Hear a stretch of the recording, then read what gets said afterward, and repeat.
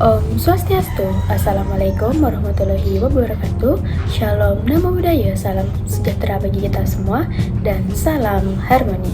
Nah, jadi di sini kami dari kelompok 3 akan memaparkan materi mengenai keterampilan berbahasa lisan. Sebelum itu, izinkan kami untuk memperkenalkan diri terlebih dahulu. Nah, di sini ada 5 anggota kelompok. Yang pertama ada Kauri, Anggi, Sangayu, Vina, dan Vera.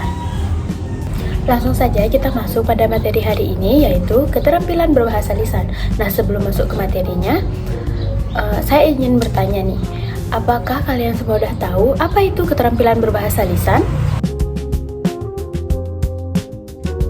Nah, keterampilan berbahasa lisan adalah kemampuan seseorang untuk berkomunikasi secara verbal melalui bunyi bahasa yang mencakup kegiatan menyimak, untuk memahami dan berbicara, untuk menyampaikan gagasan dan perasaan atau informasi. Nah, ini adalah bentuk interaksi langsung yang melibatkan sistem bunyi, kosakata, dan struktur bahasa.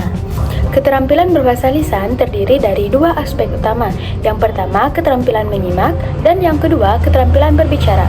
Berikut penjelasannya. Halo semuanya, perkenalkan nama saya Sangayu Manulan Surastini dengan NIM 2411 031226. Nah, di sini saya akan memaparkan materi terkait dengan keterampilan menyimak. Nah, menurut Ernawanti dan Rasna dalam Tarigan 2008, keterampilan menyimak adalah proses mendengarkan bunyi-bunyi dengan sungguh-sungguh untuk mendapatkan informasi, pesan atau isi, serta dapat menyampaikan makna yang disampaikan oleh pembicara atau informan. Sedangkan dalam jurnal lain itu menyebutkan bahwa keterampilan menyimak ini adalah kegiatan mendengarkan suatu lambang secara lisan dengan cara memperhatikan, memahami lambang, mengapresiasikan lambang, serta memahami makna komunikasi yang telah disampaikan oleh sang pembicara secara lisan. Nah, keterampilan menyimak ini memiliki beberapa tujuan. Di antaranya, yang pertama itu adalah mendapatkan sebuah fakta. Nah, mendapatkan sebuah fakta ini adalah ketika sang pembicara atau informan tersebut menyampaikan sebuah informasi. Dengan keterampilan menyimak, kita akan mendapatkan fakta-fakta apa saja yang disampaikan oleh sang pembicara atau informan tersebut. Dan tujuan yang kedua adalah menganalisis fakta yang sudah disampaikan oleh pembicara atau sang informan. Dan yang ketiga adalah mengevaluasi fakta yang telah disampaikan oleh pembicara dan informan. Dan yang keempat adalah mendapatkan inspirasi atau ide dari informasi yang disampaikan oleh sang pembicara atau informan.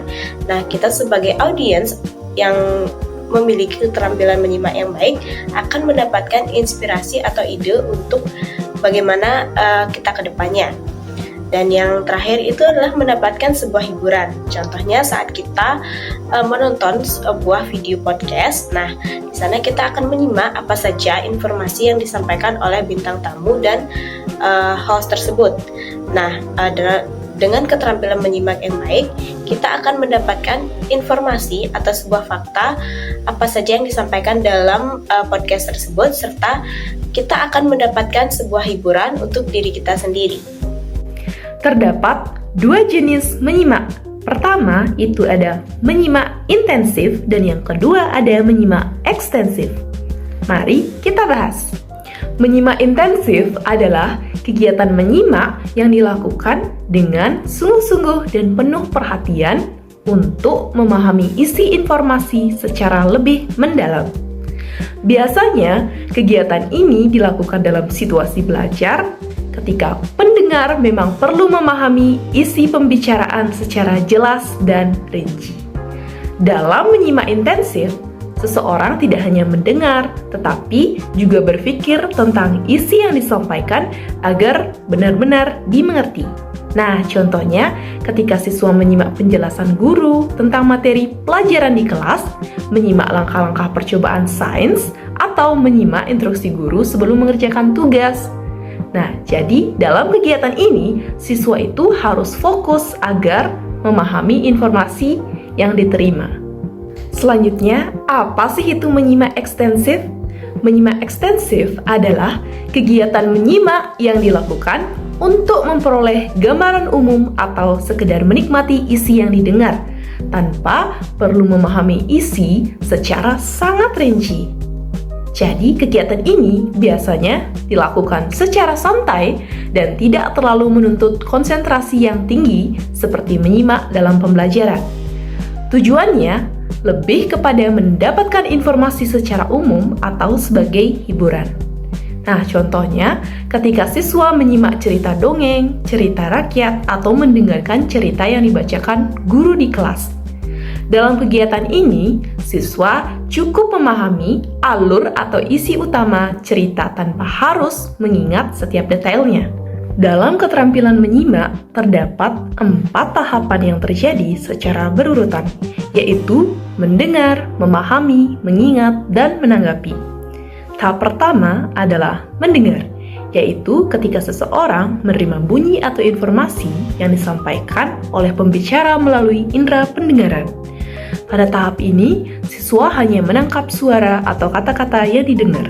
Tahap kedua adalah memahami, yaitu proses ketika pendengar mulai menangkap makna dari informasi yang disampaikan, sehingga mereka tidak hanya mendengar bunyinya saja, tetapi juga mengerti isi pesan tersebut. Tahap ketiga adalah mengingat, yaitu kemampuan pendengar untuk menyimpan informasi yang telah dipahami dalam ingatan. Nah, tahap terakhir adalah menanggapi, yaitu ketika pendengar memberikan respon terhadap informasi yang didengar, misalnya dengan menjawab pertanyaan, memberikan pendapat, atau melakukan tindakan tertentu berdasarkan informasi yang diterima. Nah, keempat tahap ini menunjukkan bahwa menyimak bukan hanya sekedar mendengar saja, tetapi juga melibatkan proses berpikir untuk memahami dan merespon informasi.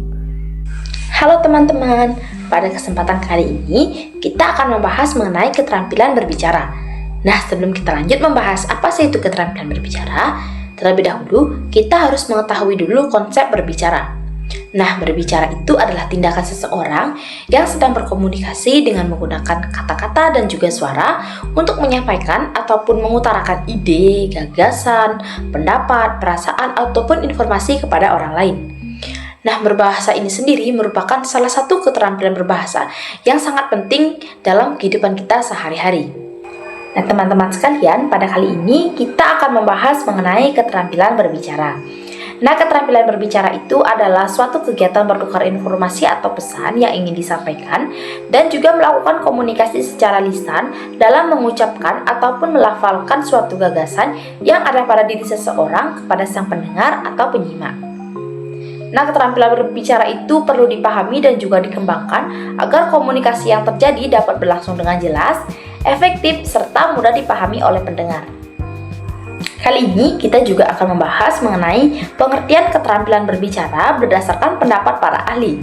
Nah, pada gambar sudah terdapat 2 para ahli yang menyatakan pendapatnya terkait dengan pengertian keterampilan berbahasa. Dari para ahli yang pertama, yakni Lim Marzuki dalam Tarigan pada tahun 1985, menyatakan pendapatnya bahwa keterampilan berbicara ialah kemampuan seorang individu untuk mengucapkan pengejaan atau kata-kata untuk mendeskripsikan, menyatakan, dan juga menyampaikan pikiran, gagasan, dan juga perasaan. Sedangkan, menurut para ahli Muhammad Ilham dan kawan-kawan pada tahun 2020, menyatakan pendapatnya bahwa keterampilan berbahasa ialah tahap dapat memahami bahan pembicaraan dengan baik. Keterampilan berbicara memiliki 3 jenis-jenisnya. Yang pertama ada keterampilan berbicara interaktif, yang kedua keterampilan berbicara non-interaktif, dan yang ketiga keterampilan berbicara semi-aktif. Yang pertama ada berbicara interaktif, yang dimana berbicara interaktif adalah percakapan yang dilakukan oleh 2 orang, contohnya seperti berdiskusi kelompok. Yang kedua ada berbicara semi-aktif, yaitu ketika seorang berbicara di depan banyak orang, contohnya seperti presentasi. Yang terakhir ada berbicara non-interaksi. Nah, situasi ini di mana seorang akan berbicara tanpa adanya orang di depannya, contohnya seperti mendengarkan radio. Nah, di sini saya akan menjelaskan mengenai tujuan diterapkannya keterampilan berbicara di sekolah dasar. Tujuannya adalah untuk menempa peserta didik supaya terampil dalam berbicara dan dengan memberi pelatihan dan kesempatan kepada peserta didik, maka diharapkan peserta didik dapat berlatih untuk menyampaikan pendapatnya secara lisan. Nah, itulah tadi pemaparan materi mengenai keterampilan berbahasa lisan dari kelompok 3. Kami ucapkan terima kasih kepada rekan-rekan semua telah menyimak dan memahami materi yang telah kami sampaikan. Jika ada pertanyaan, kirim di grup WhatsApp. Kami mengucapkan terima kasih dan saya tutup dengan mengaturkan para mesanti. Om Santi, Santi, Santi Om. Wassalamualaikum warahmatullahi wabarakatuh. Shalom, Namo Buddhaya, salam sejahtera bagi kita semua dan salam harmoni.